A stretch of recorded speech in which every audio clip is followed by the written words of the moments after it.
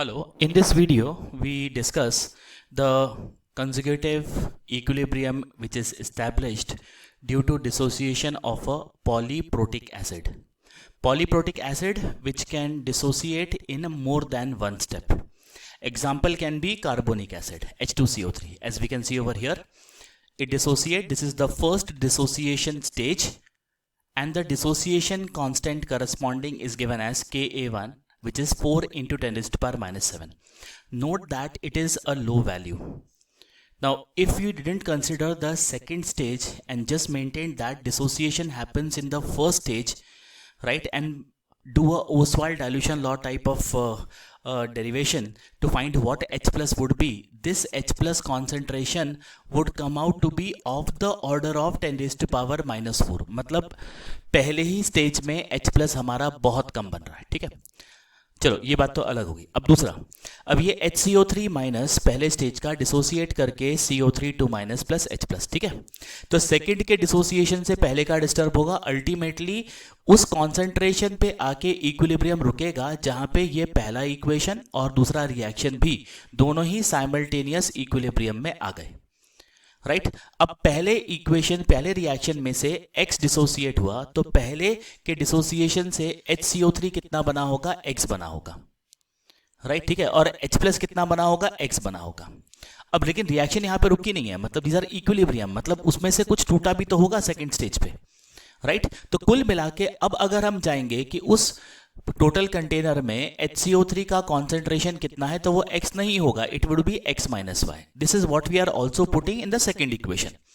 उसमें से बना कार्बोनेट, कार्बोनेट मतलब इस X में से Y डिसोसिएट हुआ तो Y ही हमारा कार्बोनेट और H प्लस बी Y. इसमें X क्यों ऐड किया, क्योंकि पहले रिएक्शन से भी हमारा H प्लस आ रहा था. ठीक है, तो H plus X plus Y क्योंकि दोनों रिएक्शन से आया. HCO3 X माइनस वाई क्योंकि पहले से बना दूसरे से घटा. CO3 2 माइनस ओनली Y क्योंकि सेकेंड से ही बना.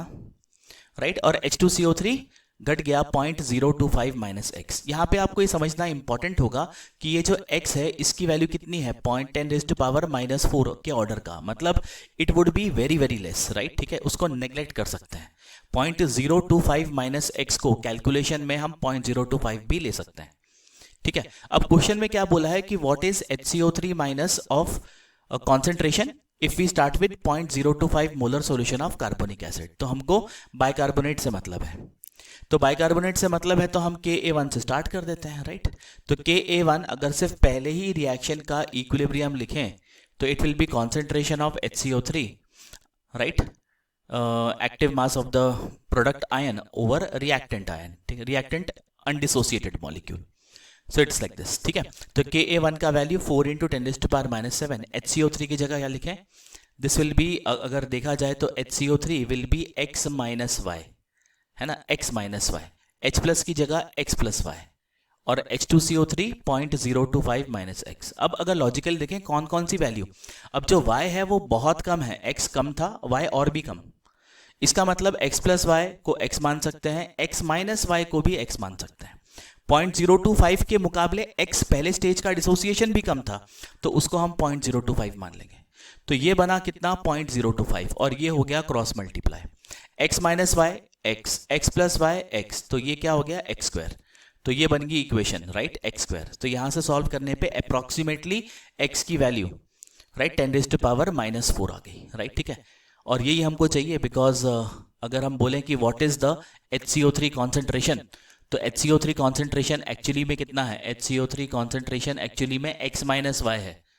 अगर दो इक्वेशन बना के X और Y के लिए साइमल्टेनियसली सॉल्व करोगे तो ऑफ कोर्स कर पाओगे, लेकिन कंप्यूटेशन बहुत ज़्यादा हो जाएगा. राइट ठीक है, और कम समय में आंसर नहीं आ पाएगा. तो X माइनस वाई, Y बहुत ही कम था तो इसको हम नियरली इक्वल टू X मान लें, और X हम सॉल्व कर चुके हैं, that is 10 raise to power minus 4. ठीक है, तो इसका जो आंसर होगा वो क्या आ जाएगा, it will B D. Right, अब अगले क्वेश्चन में इसी का ही एक्सटेंशन है, वो बोल रहे हैं कि कार्बोनेट कितना बनेगा. राइट मतलब इसी डिसोसिएशन में बोल रहे हैं कि कार्बोनेट कितना बनेगा. अब कार्बोनेट के लिए हमको Ka2 का एक्सप्रेशन लिखना पड़ेगा. ठीक है ना, तो जब हम Ka2 का एक्सप्रेशन लिखेंगे, गॉट दिस, तो आप देख सकते हैं ये, this is the previous slide.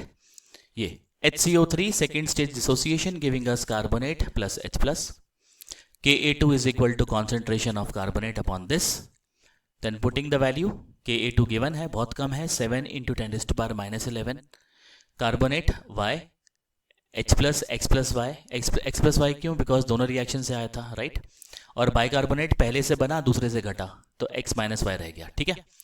और हम जानते हैं कि जो y है वो बहुत ही कम है x के मुकाबले, इसके लिए x प्लस वाई और x माइनस वाई दोनों ही x मान सकते हैं. तो अगर ये x ही मान लें इसको, राइट, और इसको भी x ही मान लें तो कैंसिल हो जाएंगे. तो इसमें से हमको y आ जाएगा, y will be nothing but 7 into 10 raised to power minus 7, और यही हमारा कॉन्सेंट्रेशन था कार्बोनेट का, ठीक है? तो इसका आंसर क्या हो जाएगा? वो होगा डी, ठीक है? तो ये क्वेश्चन को हमको ऐसे सॉल्व करना पड़ेगा. अगर आप ये सोच रहे हैं कि नहीं हम दो इक्वेशन बना सकते हैं और हमारे पास दो अननोन है x और y, तो करो, राइट? लेकिन उसमें अगर आप कैलकुलेशन करने जाएंगे, कैलकुलेशन बहुत ज़्यादा इंटेंस होगी, राइट? और उन कैलकुलेशन करने के बाद भी, राइट, जो हमारा आंसर होगा वो लगभग इतना ही आएगा. क्यों? क्योंकि सेकेंड स्टेज का डिसोसिएशन ही बहुत कम है. पहले का तो कम था ही क्योंकि वीक एसिड है, 4 into 10 raised to power minus 7. Second stage का और कम है. तो अगर आप एक्यूरेट करेंगे तो इसका आंसर पता कैसा आएगा? It will be like 7.000 something into 10 raised to power minus 11, right? तो which is almost like negligible. So with approximation we are getting almost accurate answer. So we should skip the exact calculation, right? Particularly when the dissociation constants are less.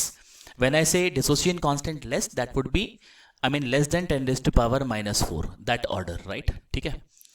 So these are the two solutions for question number 48 and 49.